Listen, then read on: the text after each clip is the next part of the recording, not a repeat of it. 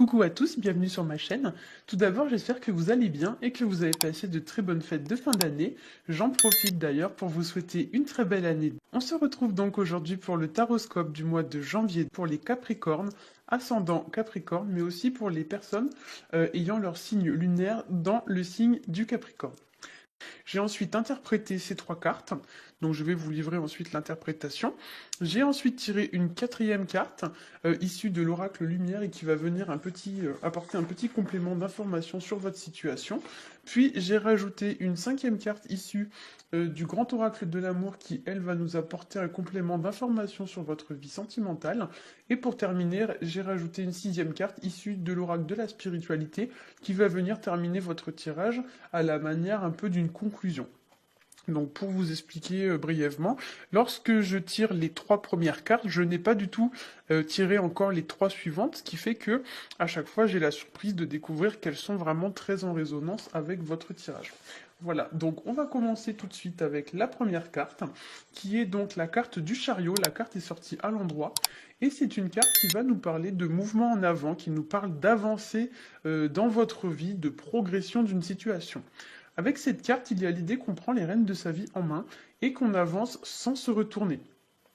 Avec le chariot, on a également l'idée qu'on doit mettre sur le même plan les paroles, les pensées et les actes, c'est-à-dire que vous devez avoir la même cohérence entre ce que vous dites, ce que vous faites et ce que vous pensez. Voilà. Donc concrètement, si vous pensez, mettons, oui, ne faites pas des actes qui pourraient faire penser aux gens que vous dites non. Voilà.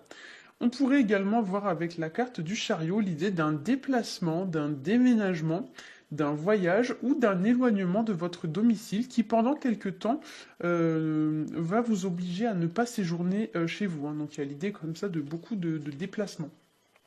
On peut y voir aussi l'idée de sortie fréquente, donc peut-être que vous allez sortir beaucoup et du coup vous n'allez pas passer beaucoup de temps chez vous.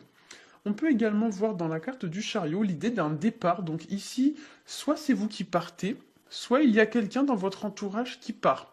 Alors, j'irais même jusqu'à dire, vu la configuration des autres cartes qui sont tombées à côté, que pour certains, il va s'agir soit d'une prise de distance avec quelqu'un, donc ce serait un départ plutôt mental, on va dire ça comme ça, ou alors ça peut être carrément un départ physique, donc une rupture, quelqu'un qui, par exemple, je sais pas moi, quelqu'un qui vous quitte, alors ça peut être une rupture sentimentale, ça peut être une rupture de contrat professionnel, mais il va y avoir dans votre entourage, je pense, ce mois-ci, quelqu'un qui part. Donc voilà, si vous êtes dans une entreprise, il y a peut-être un collègue qui va démissionner ou quelque chose comme ça. On est sur l'énergie vraiment d'un départ. Alors, comme je l'ai dit, donc soit vous serez à l'origine de cette situation, soit en quelque sorte vous en serez la victime, mais comme la carte est sortie à l'endroit, il y a quand même l'idée que c'est pour votre bien. Donc l'idée c'est que c'est un départ, mais ensuite c'est pour avoir quelque chose de mieux. Il y a une page qui s'ouvre toujours lorsqu'une autre se ferme, hein. C'est un peu ça l'idée. Ensuite, donc j'ai tiré pour vous la carte de l'impératrice qui est tombée à l'envers et qui est placée un obstacle. Et c'est une carte qui vient nous parler de personnes rêveuses ou de personnes qui n'arrivent pas à s'affirmer, qui se laissent par exemple trop marcher sur les pieds, ou au contraire qui est dans l'excès, c'est-à-dire qui est trop sur la défensive, qui se protège à l'excès, etc., etc. Cette carte représente aussi le manque de lucidité vis-à-vis d'une situation, ou encore le manque de communication. Ça peut aussi représenter un manque de créativité. À l'envers, l'impératrice, ça représente également une personne un peu bête. Alors, soit c'est vous qui allez vous comporter un peu bêtement avec quelqu'un, soit il y a peut-être quelqu'un qui va se comporter de façon un petit peu bêtement avec vous, mais il y a l'idée d'une personne qui n'a pas vraiment le sens de la réflexion, ou alors qui ne réfléchit pas vraiment avant d'agir. Et donc ici, la carte de l'impératrice plus le chariot, ça vous conseille peut-être de ne pas foncer tête baissée dans une situation ou dans une relation, mais de bien prendre le temps de réfléchir avant de vous lancer dans un projet quelconque. À l'envers, l'impératrice, ça peut représenter aussi une situation ou une relation qui n'est pas fructueuse ou qui ne vous donne pas le résultat escompté, c'est-à-dire qui n'est pas forcément très fertile. Et du coup, c'est peut-être pour cette raison qu'on a cette idée voilà, de fuite. Donc, soit vous partez, soit il y a quelqu'un qui part. Mais dans tous les cas, il y a l'idée que la situation ou la relation n'aboutit à rien de concret. Donc, la relation reste très superficielle. Et que vous devez ensuite aller chercher quelque chose de mieux derrière. En troisième carte, j'ai tiré la carte de la papesse qui vient nous indiquer d'une part une prise de conscience, mais qui vient nous indiquer aussi la révélation de quelque chose dont on ignorait l'existence. Alors ça peut être par exemple un secret, ça peut être voilà l'idée de lever le voile sur une situation, sur quelque chose. Il y a l'idée que quelque chose se porte à votre connaissance et c'est quelque chose que vous ignoriez.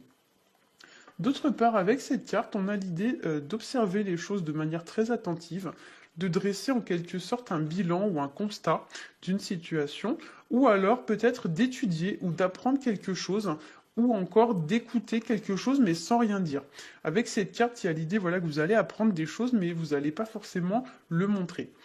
Avec cette carte qui est quand même très statique, on a l'idée aussi pour certains de lever un peu le pied et de s'adonner à des activités peut-être plus spirituelles que physiques.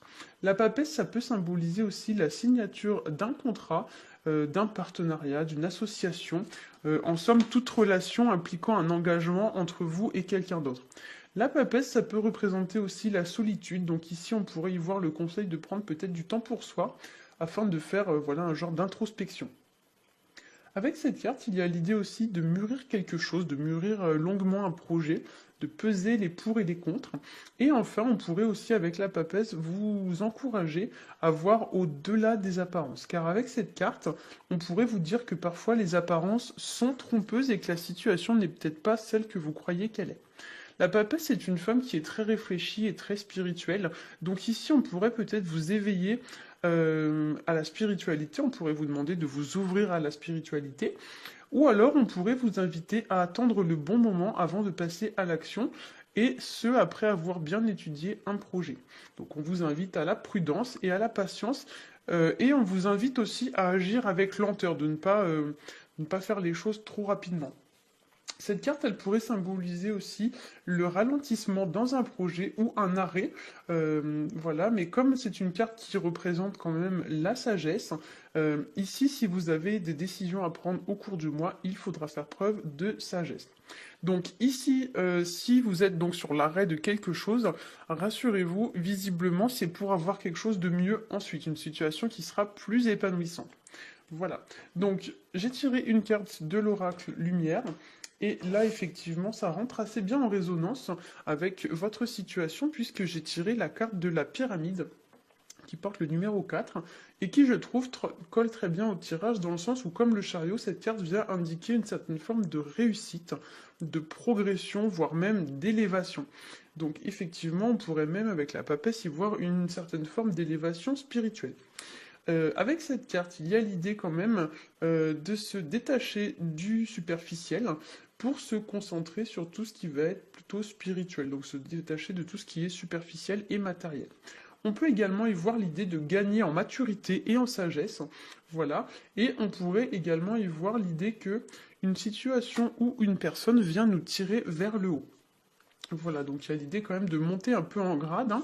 Donc effectivement, comme le chariot, c'est une carte qui va symboliser la progression et la réussite, effectivement, ici, on pourrait vous dire de laisser tomber ce qui n'est pas épanouissant pour ensuite prendre une certaine forme d'ascension. Voilà, donc on pourrait également y voir une certaine forme de récompense, donc voilà, une récompense, une augmentation, une promotion, etc., qui vous sera accordée pour récompenser par exemple vos efforts. Voilà. Donc ensuite, on pourrait vous conseiller avec cette carte de prendre les choses sous un autre angle, d'avoir une vision des choses différentes, notamment de prendre un peu de hauteur. Donc effectivement, la pyramide, c'est une carte de hauteur. Donc peut-être qu'on va vous conseiller de prendre du recul et de prendre de la hauteur vis-à-vis d'une situation. Alors, au niveau de l'oracle du grand amour, j'ai tiré pour vous la carte 8 qui s'appelle Puissance. Et effectivement, cette carte, encore une fois, vient renforcer l'idée d'une situation qui progresse, et plus particulièrement sur le plan sentimental. Donc avec cet oracle, on a des conseils plutôt sur le plan sentimental. Et du coup, avec cette carte, il y a l'idée que des liens se renforcent, ou du moins se développent, hein. Cette carte, elle peut évoquer aussi également l'idée d'une certaine expansion, l'idée de prendre son plein pouvoir, et de devenir enfin qui on est vraiment.